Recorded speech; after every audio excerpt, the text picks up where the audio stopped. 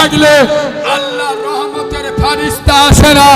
এই কুকুর মক্কা এত ঘৃণা করে, মক্কা এত খারাপ মনে করে, মক্কা এত অপেক্ষা করে মানুষের পায়খানা খাবে, কিন্তু তুমি মুসলমানের বাচ্চা, আশরাফুল মাখলুকাত, সৃষ্টির সেরা, তোমার কাছে কোরআনের মতো কিতাব আছে, আল্লাহর মতো রব আছে, মুহাম্মদ সাল্লাল্লাহু মতো নেতা আছে, যারা কুকুরে খায় না, যারা চার পেয়ে জানোয়ারে খায় না, সেই জিনিসটা তুমি কোন লজ্জায় খাও?